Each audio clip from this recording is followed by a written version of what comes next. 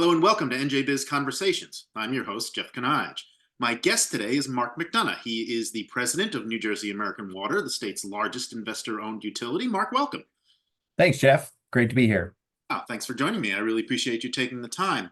I wanted to start talking a little bit about some of the acquisitions that American Water has done. I'm particularly interested in some of the referendums that you've dealt with. If I recall correctly, it's 5 since 2019. Most recently, Salem City and Manville, which joined Somerville, Bound Brook, and Long Hill. I'm curious. What is the company's pitch to voters in those kinds of referendum? How do you convince them that your service is better than what they're getting? Yeah, it's interesting. Every pitch is slightly different. We try and, mold it to the particular. But generally, what we're selling to folks is the chance for professionals to come in and operate the system. Oftentimes in communities like Manville and Somerville and Bound Brook, it's a flooding issue. It's a wastewater issue. That's right. Yes. So we're trying to eliminate a problem. And what we're guaranteeing them is that we're going to invest and recapitalize their system to help eliminate it. It's really resiliency and climate change has driven that to a great degree. In Salem, it's a little bit broader situation. It's both water and wastewater, and there's emerging contaminants present at Salem. And frankly, Salem was an underserved community, so our pitch is a much more challenging one because we're trying to instill in people trust in their water system. And we reassure them that we're going to come in and we are going to walk the walk. We are going to do the things we promised to do because through oftentimes no fault of the city, there's just been a deterioration in the system, and due to underfunding of systems, this has led to a general mistrust. And we've seen it across the United States, Flint, Jackson, even here in New Jersey and other towns, particularly underserved communities, there's been a real gap. So, we push hard to walk the walk for the folks. Okay, so it sounds like you're coming in and essentially trying to solve problems for them. I mean, if these, I mean, I know Bound Brook, Manville and Bound Brook, I'm familiar with some of the flooding issues. I know you're not doing it for altruistic reasons, but what kind of work then do you have to do? I mean, what's entailed when you take on a system like that has some problems, some historic problems that you say underfunding. I'm assuming these are mostly municipal owned utilities. Is that right? Yeah, that's predominantly. I mean, there is an opportunity for private companies to have a merger or acquisition situation. Right. But that's less prevalent. It's really more focused on municipalities. And again, it sort of depends on the municipality. Oftentimes we already do the water in Somerville, Manville, and Bound Brook. Okay. Right. So it's really coming in and saying, look, we're going to incorporate your wastewater collection system into our normal capital program. Okay. And on average, in recent years, we've spent around $500 million. So we have ready capital to invest. In a city like Salem, there's a more acute problem with PFAS. They've recognized that they have a need. So it's really coming in and saying, look, we're going to formulate a long-term capital investment plan. So it can vary a little bit. And the way you want to communicate that to folks in the town can vary a little bit. But it's really being a solution provider and frankly, committing to and following through on what we say we're going to do. Okay, and are those solutions, are they just simply beyond the experience or the capabilities of the folks who are running the systems to begin with? I mean, this is what you do. Right. It's your water company. The towns are in the business of governing and providing all sorts of services. So you're specialists. Is it really that that you're just better able to do this kind of work than the towns?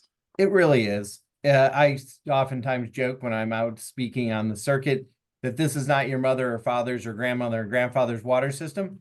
The things that can go wrong or the challenges that emerge, PFAS, forever chemicals, Gen X chemicals, emerging contaminants, 1,4-dioxane is another emerging contaminant that's coming out. All of these challenge. When you add that with the need to recapitalize, then you add on top of that the complexity of climate change. And the difference not only in how you treat water because of climate change, but the resiliency you have to have in the system, it's a combination of expertise and capital to invest. Okay. And we bring both of those to bear. And frankly, towns just don't have the wherewithal. Absolutely. And have you gotten more? Are you seeing more of that with climate change? I mean, New Jersey is particularly vulnerable to it.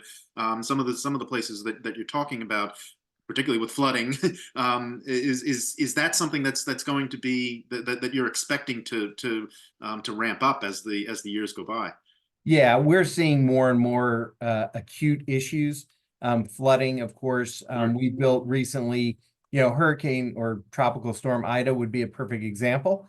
This was a non-traditional storm coming from the west, Right. not really expected to be as devastating as a normal hurricane. It knocked out most of the water systems in central New Jersey, except for ours. The reason it didn't knock ours out is because we had built a 48-foot flood wall around our Reardon Millstone plant. But Okay. one of the points I make to folks is it's not just having a flood wall, it's recapitalizing and reinvesting in those pipes that are in the ground so that when they have that immense pressure that comes from flooding, they survive. They're not ripped out of the ground as oftentimes happens in floods.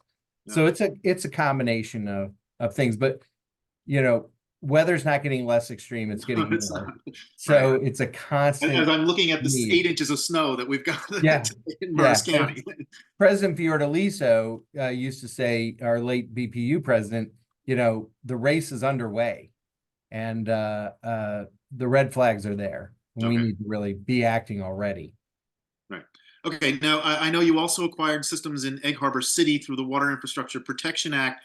I'm curious on a couple of things on that and all of these acquisitions, all of these referendums. What are you looking for in a target? I mean, and first of all, do most of are you approached by these towns, or do you go out looking for acquisition targets? And if you do look for them, what are you looking for? So we communicate with towns, but sometimes they come to us. Okay. We oftentimes are very active in the New Jersey American Water Works Association, AWWA, the League of Municipalities, the Urban Mayors Association. So we'll be out communicating to folks, and we're really looking to just have a conversation. There are a number of systems that are well run that have had the proper investment of capital, and they're not really ones that would be necessarily interested in our services. Okay. We're really looking for those systems that have challenges that we can bring solutions to. Okay. And I'm curious, how many more are there? Is this how long are you going to be able to keep this up? Well, we own 190 systems currently, and there's about 600 in the state of New Jersey. We can keep this up pretty much indefinitely. The other thing, and I love New Jersey. I married a Jersey girl. I'm not from here. I understand that New Jersey, likes its small towns and police forces and fire departments and all that, but consolidation and regionalization of water systems and wastewater systems just makes sense. Right. So there's a fairly large field of opportunity. Now, one of the interesting things that's about to happen, the lead service line program that the governor enacted was one thing that puts a lot of challenges on towns. Yeah. The other is the EPA is going to change and tighten its standard, its MCL, maximum contaminant level, for a number of forever chemicals. We expect right now, if I had to estimate, I'd say there's approximately 25 towns that are below the New Jersey standard of 14 parts per trillion, but will not be above or will not be below the 4 parts per trillion that EPA is about to issue. Okay. All right. So that's going to put towns in a bind. They're going to have to pay for the installation of treatment or find another purveyor to assist them. Okay. So yet another wave of of problems that you're going to be faced with. Yeah, and in some circumstances, we've already stepped in with the sale of bulk water. So a great example of partnership is we run 1/3 of Camden's water system, New Jersey American Water does, and then our contract group helps run the other 2/3 for the city. When the city realized it couldn't meet the 14 parts per trillion standard, we had them shut wells off. We've sold them bulk water to make up for the difference, and they've subsequently built their treatment. So for some towns, it will be buying bulk water while they can shut wells down and get treatment in place. For others, it will simply be like Salem. we'd rather not be in the business of dealing water. We're happy to sell the system to you. Okay. All right. Okay. You mentioned lead service lines. I know the company is working to replace all of them by 2031. Sounds like a big job. Is it, Very number big. one, and how is it going? It is a very big job, Mhm. but we have a very capable staff. We are by far and away the leader in the industry in New Jersey. We've gotten out in front of it. We're working our way through, and DP of course wants us to do it sort of uniformly. We had actually intended to focus on sort of underserved communities in those towns that are a bit more a Okay. bit older in terms of infrastructure. But we're trying to do 10% a year across everybody. We've been very good. We've removed several thousand. Biggest challenge right now is identifying those. Okay. So we're not chasing unknowns that aren't going to ultimately be lead or galvanized. So we've created a very sophisticated crowdsourcing program where people can go online and they can tell us what it is, or we have we have a group that's helping us with community activity, going door to door and talking to people. Okay, I was curious about that because you mentioned the fact that you are in touch with the League of Municipalities and municipal Yeah. leaders all the time. I was curious as to how what kind of sense you get for the scale, the scope and the scale of the problem. Yeah, we've removed, we know for sure, I'd say around 24 to 30,000 in our own system. Now we Okay. have a water connections well above 650,000. We have approximately another several hundred thousand that are unknowns. So we're trying to whittle that down. We don't believe that number. We think our actual number is maybe around 60,000, still quite a few. But we've got to take that gap between 60,000-ish and several hundred thousand and say, we can say with confidence, these do not have lead. Okay. Right. And what kind of work is that? I mean, I'm curious just about the whether there's any disruption to customers or the community at large when you go in and start to do this kind of work. It's disruptive. In urban areas, it's more concrete, so it's more Right. challenging. Exactly. The nice part of what we do is that we oftentimes can leverage main replacements. Oftentimes cities are not doing main replacements. So they're just onesie twosie trying to remove the service line that runs Right. off the main. Right. We can open the road, do the entire main, and along the way, replace all the service lines that are identified. So again, the scale of what we do gives us an advantage in that regard, makes it a little bit smoother. But it's a lot of talking. People love their grass. I love Absolutely. my wife is an adherent to nice green grass lawn. So Sure. when you have to, tear those lawns up to get that service line, it can be traumatic for the homeowner. Okay, and you mentioned, I'm glad you mentioned replacing mains because I can tell you as a recipient of communication from your company all the time, we get every week we get noted statements, press releases from you folks talking about yet another project that you're taking on and yet another municipality replacing mains. Um, how long is that going on? how much progress have you made? How many more times are we gonna get Uh, infrastructure starting in Ocean Township today or right. whatever it is? Right. So that'll be a constant for certainly as long as I'm in.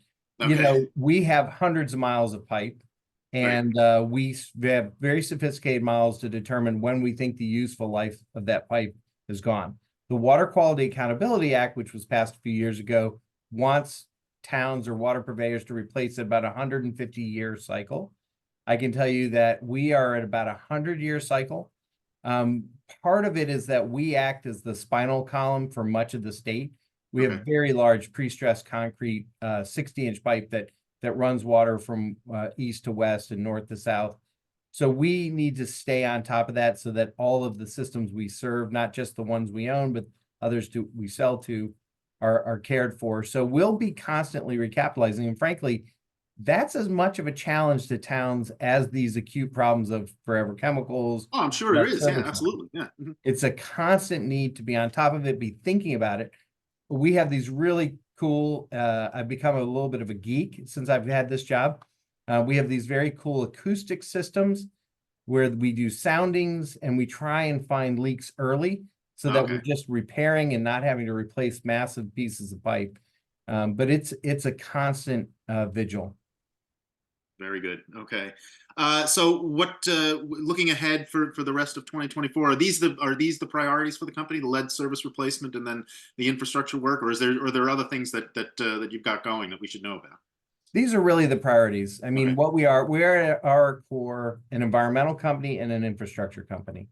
And so with the rollout of the new emerging contaminant standards around PFAS, we will be spending a lot of time focused on that with the lead service line deadline that we have coming. We'll be spending a lot of time focused on that. And frankly, we'll just be doing the day-to-day work. You know, the 800 plus dedicated men and women that I have, you know, I joke all the time, they worry about artificial intelligence. I tell them, I don't want robots. I need caring, empathetic people who want to deliver a life-sustaining utility into our customers, because frankly, we're the only one that enters the house that people ingest. So yeah, that's really where our focus is. Just make sure we're keeping safe, reliable, and affordable water for our customers and being a solution provider to those towns that need it. Okay. Okay, before I let you go, I wanted to ask you about an announcement that the company just made within the past week or so about your charitable foundation, American Water Charitable Foundation. It appears to me you've sort of created a new program by combining an existing program. Can you tell me a little bit about that and what you're looking for, what you hope to accomplish with that? Yeah, what we're really trying to do is take that environmental piece and water and the environment and make sure that we're getting funds and getting money to those people who can really, those environmental groups that can have a great impact on the water source. So watersheds are very important to us. Again, making touch points with individuals in communities. Most people don't think about their water except for when they open the tap, but having grassroots groups, excuse me, that can go out there and talk to folks. And then the other piece of that we're trying to integrate is STEM and workforce development. So I would say it's sort of a three-legged stool. It's sort of water and the environment with these grants that we just announced. We have our STEM program to get kids excited. And then the other piece is that we have workforce development. We're trying to get folks into what we think is a great industry. Okay, well, I can tell you, I mean, I've heard that a lot of folks in your position concerned about workforce development and what the workforce of the future is going to look like. And this is something that you're doing to try to sort of head off those kinds of problems. Absolutely. It's imperative that we get, because not many 12-year-olds lay awake at night thinking, gosh, I want to work in a water plant someday. But, you know, but if we get kids excited about this industry, we can really have an impact. We can have an impact both positively on underserved communities in particular, but also an impact on our own industry and make sure that we continue to have the workforce needed. Okay, well, that's a good place to leave it. Mark McDonough, the president of New Jersey American Water, thank you very much for joining me. I hope you come back and let us know how some of this other work is going as we get through Absolutely. the year. Thanks, Jeff. We'll talk water anytime. Okay, great. I'm looking forward to it. Thanks again, and thank you all for watching. Until next time, stay safe, everyone.